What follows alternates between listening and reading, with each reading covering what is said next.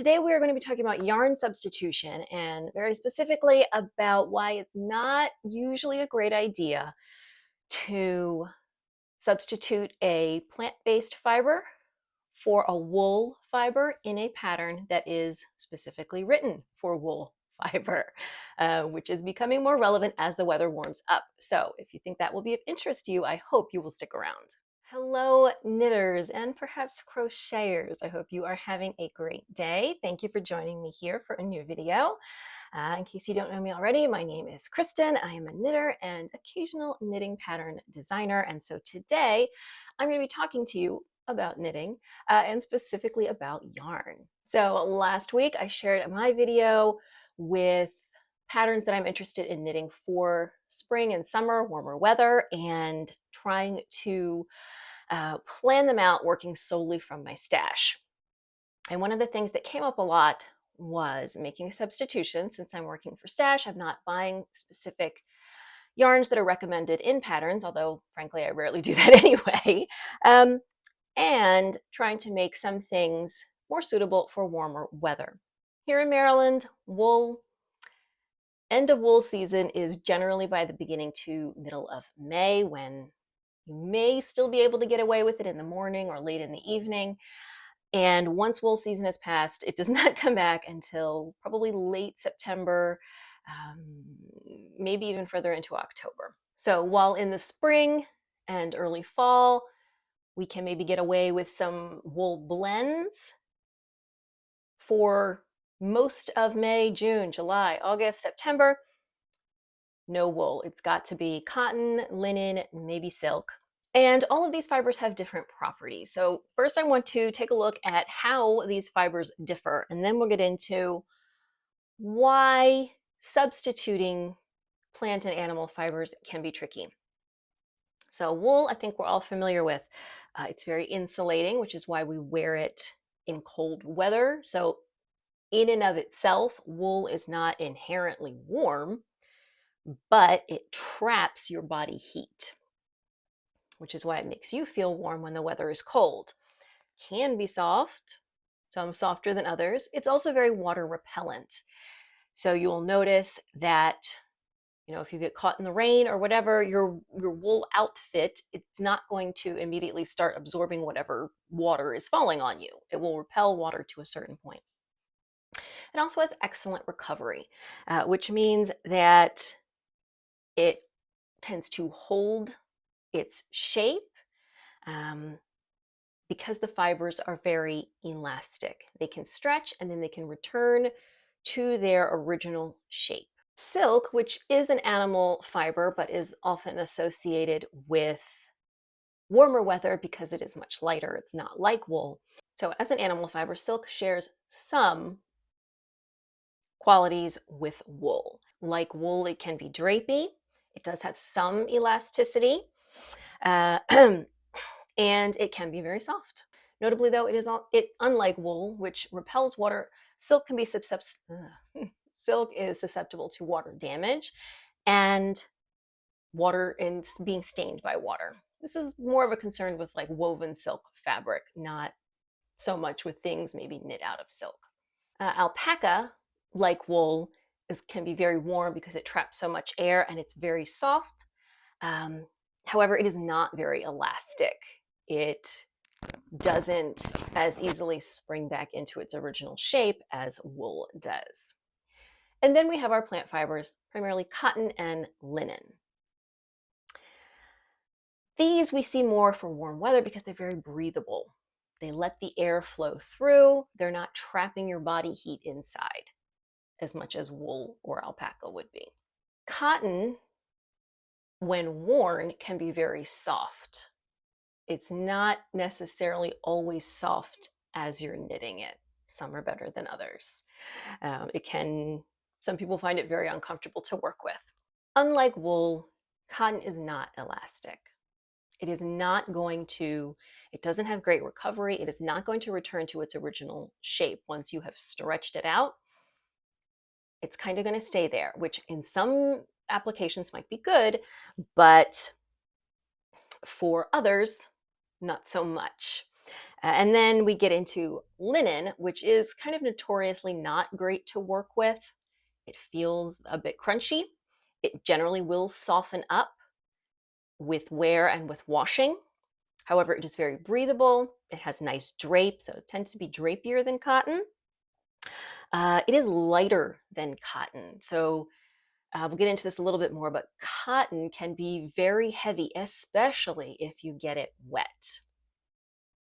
And both of these fibers, but especially linen, wrinkle very easily. So that's sort of an overview of the differences between the primary fibers we find in yarn and in our knitting life. So I do have a couple of examples right here behind me. There we go. This is a worsted weight cotton, and this is a worsted weight wool. So first, let's talk about what we mean by elasticity. If I get a strand of this wool, let's get it a little shorter so you can actually see. If I get a strand of this wool, I can stretch it out. And it will stretch pretty far. If I try to do the same thing with the cotton, it's not going anywhere. There's no elasticity. It's not really stretching anywhere. The other thing, and this is a little harder to perceive on the video, but you can see how kind of light and airy the wool is as compared to the cotton.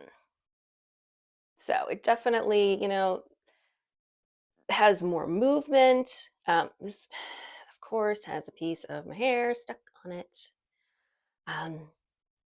And it's, again, this is a little bit harder to see, but you can see that it's just kind of dense.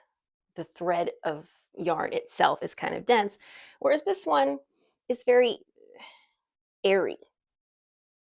It looks light and it feels light.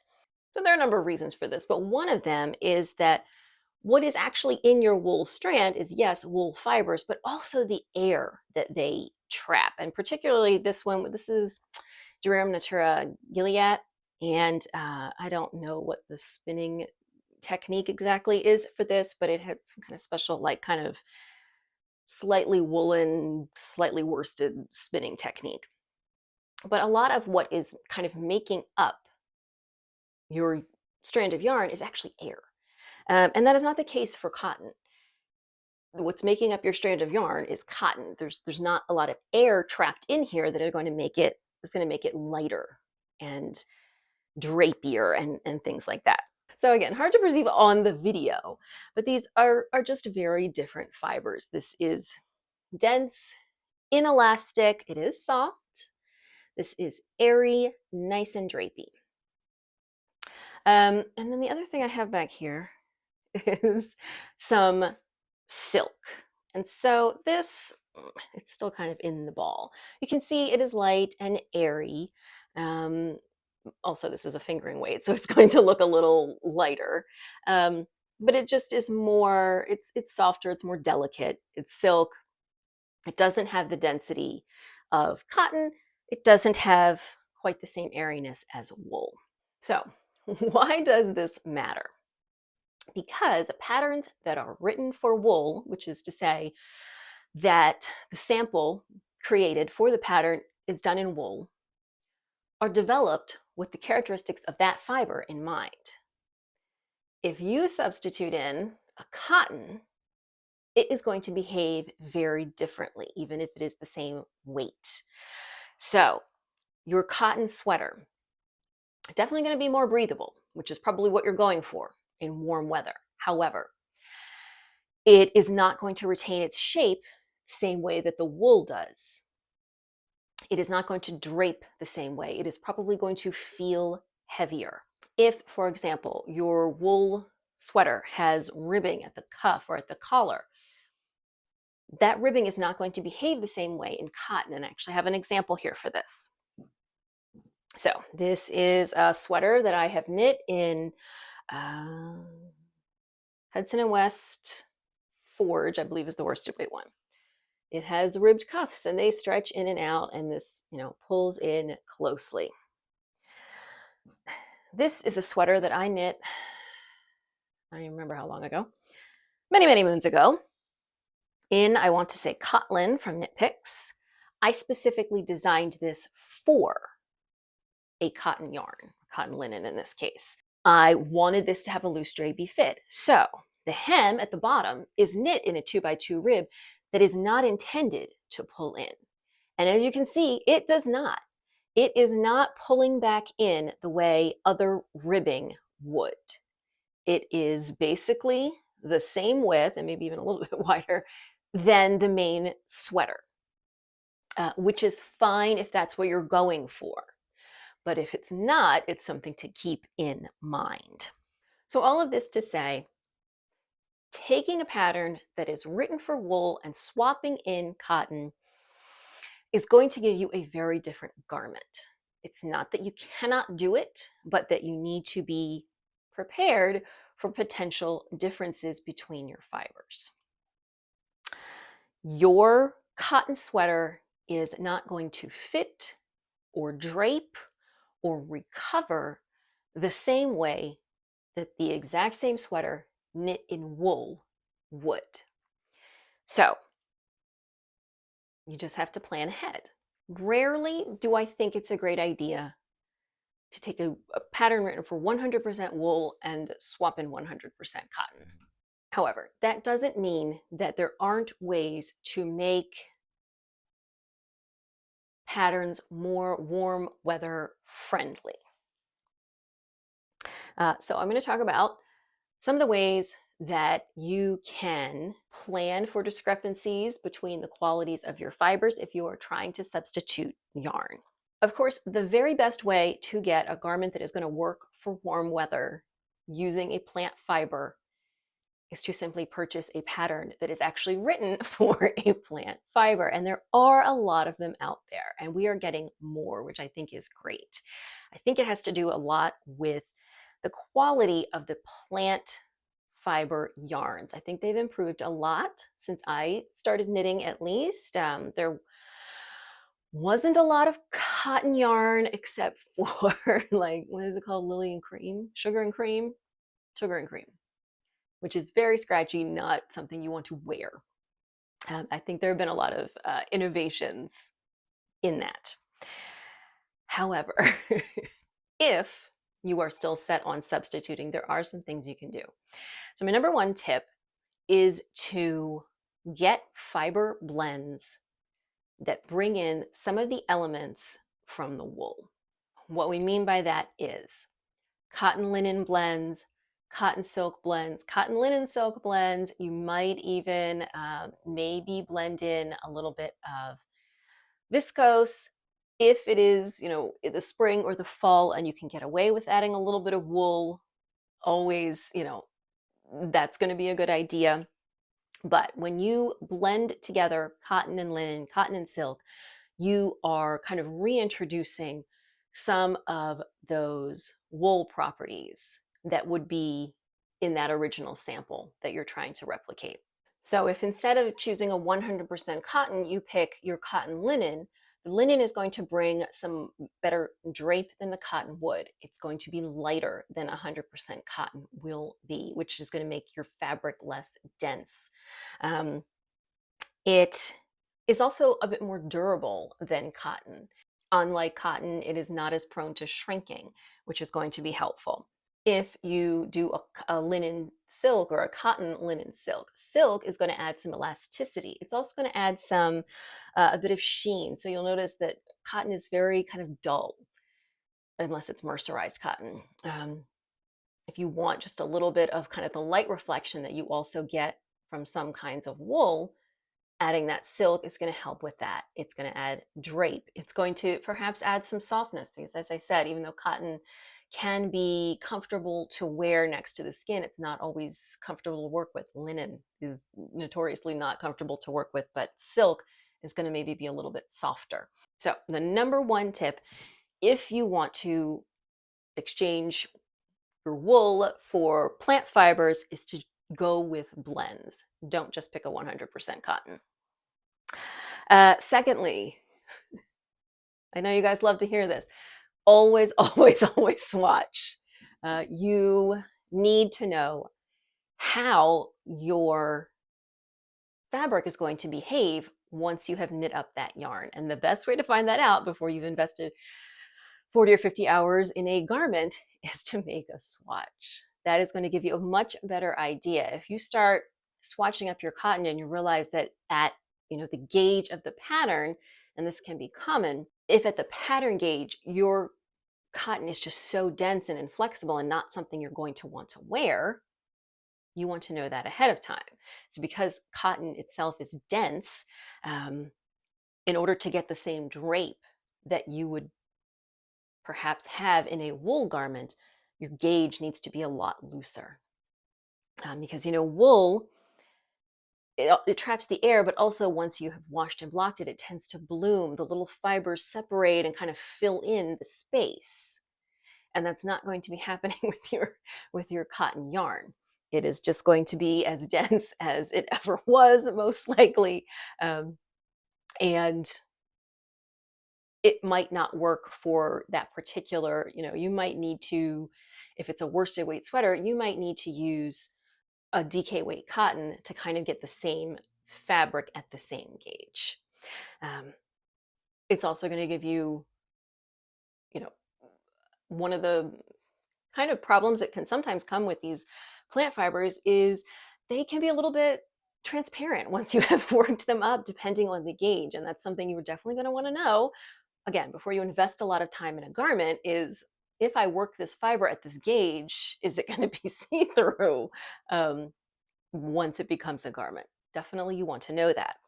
You can also use your gauge swatch to sort of practice block and see what is going to happen once your garment is done and you want to block this fabric. We know that the plant fibers don't have as much elasticity. So, once you have laid it out and blocked it, are you still liking the fabric that you're getting? Is it stretching too much and then looks terrible at that gauge? More information that you're going to want to know. So always, always, always swatch. Other considerations. As we said, wool, while it will sometimes grow over time, it also has good recovery to retain its shape. Cotton doesn't. And so what you may find, I still have this here, is that it will droop and droop and droop and droop, and it will never come back to that original shape. So something that can help is a stitch pattern or seams or some kind of structure that are going to help that cotton to better retain its shape. So this, as you can see, is knit in the round, but this stitch pattern that I used is preventing it from, growing out down too much. This also has set-in sleeves, which give it a little bit more structure. A really big thing for cotton is ribbed collars. It looks okay down here, I think. It looks, kind of opens up. It's not pulling in at the hips. Fine. You don't necessarily want your collar to pull in super close. That might be uncomfortable, but you do want it to lay flat and look nice and have a little bit of kind of that shrinking back in effect. And that is not going to happen if you use a ribbing in a cotton most of the time. So maybe you want to substitute out a different kind of collar. So this one just has a garter stitch collar. I designed this so long ago that these are actually like set-in sleeves that I sewed in. Now, I always do the seamless set-in sleeve technique, which I absolutely love, but that's how old this is. I actually sewed these sleeves in, and I did a lousy job. I'm not great at hand sewing. So there may be specific elements of the pattern itself that you will want to change to accommodate warm weather fibers. Another consideration is going to be ease. Close-fitting garments in wool, because the wool is a little bit more flexible and moves a little bit more, are kind of more practical than close-fitting garments in a cotton or a linen. And of course, for the summer, you probably don't want things that are fitting super close anyway, necessarily. But you want to keep that in mind when you are selecting the ease for your garment. So for example, wool being very flexible up until a certain size, you don't have to worry too much about adding bust darts. That's something that we generally see for women who are better, more well endowed, that they need more room in that part of the garment, but usually until you're kind of in the D plus cup size range, there's enough flexibility in the wool itself that you're okay and you don't have to make that adjustment. That may not be the case with the cotton and the linen because, again, they don't stretch as much and then they don't stretch back into shape. So if you were to kind of wear a close fitting cotton sweater and you were well endowed, it might stretch out in the chest area and then not shrink back. And then it will look wrinkly and kind of lumpy.